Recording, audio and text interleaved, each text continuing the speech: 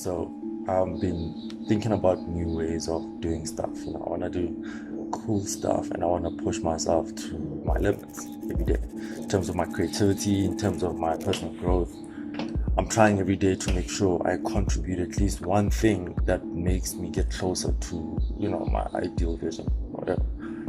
So in this video, I try to do something really different, something cool I'm experimenting with, just to see how I could put this together and the message I want to put out there. I think this is a super cool message. It's not from me, it's from a guy called Sandiso Ncube, entrepreneur, super cool guy, super knowledgeable. I shot this video with him about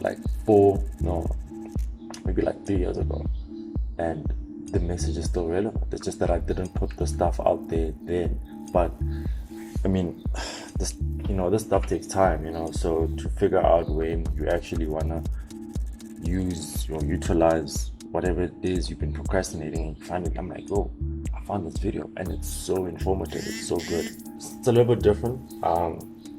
Try to do something cool. Check it out. Tell me what you think. Yeah.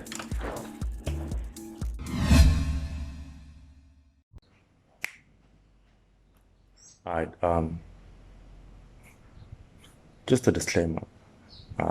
I did shoot this 3 years ago, so quality might be a little bit shaky, but still a super powerful message. Tried to do the best I could do with the footage. So yeah.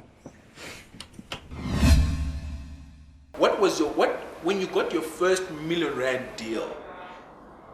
Who was it from? What was the conversation? How long had you been courting that person?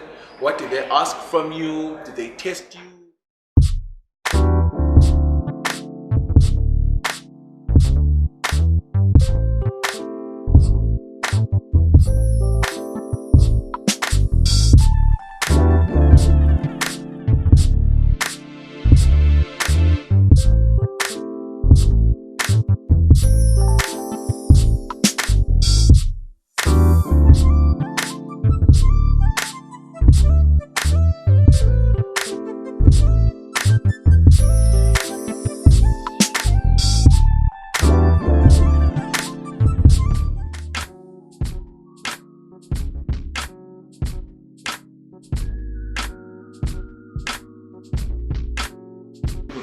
Is when you do something that you never encountered or that you've never done, seek a mentor. You seek a mentor that's doing what you want to do in the best possible way at that big time. So if you are thinking about starting a TV channel, speak to someone who's done it. Right? If you're thinking about selling this material to a TV show, speak to someone who's been doing it, who's been incredibly successful. Because that will allow you to jump that learning curve. So whenever you want to venture into something new, so exactly, speak to somebody who's doing it.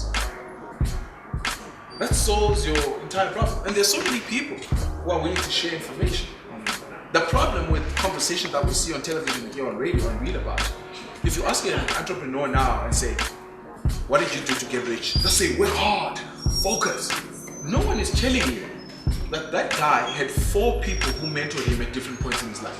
He's not going to tell you that every one of his mentors put up time and money to get him where he is.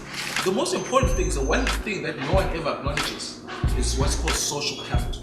Social capital is the one thing that determines whether or not someone succeeds or grows. That's i.e. social capital is who you know.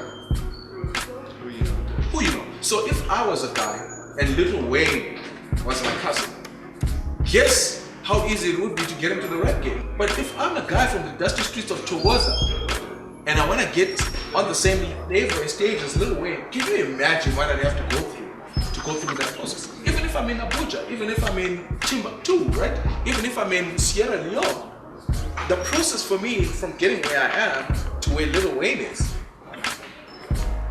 troublesome. But however, if I say I want to get to where Lil Wayne is, let me just write to this guy and start a pen pal conversation and say, hey Wayne, my name is such and such, I'm really passionate, I love your music, and I'd love to get where you are. Would you share some information? Would you help guide me? This is where I am. If you're lucky enough and he does respond, you've got direct access, you've got a direct channel. Drake would not be where he is if he didn't know someone who knew Wayne. Right? That's social capital. The true shame with apartheid and racist systems is that they deprive the oppressed of social capital. This is why, for instance, you always hear people saying, oh, a white guy started a business. In a year, he was a millionaire, he did this. The reason he was able to do that is because he's got his father, his grandfather, his uncle, or someone he knows in his immediate circle who can give him, Who can and will. and who can and will give him access. That's what racist systems deprive the oppressed of, social capital. So now that we are getting the middle class across the world of oppressed peoples, there's an opportunity for that middle class to say, let me give you access to the people I know. But the challenge is, the middle class are not people who make decisions.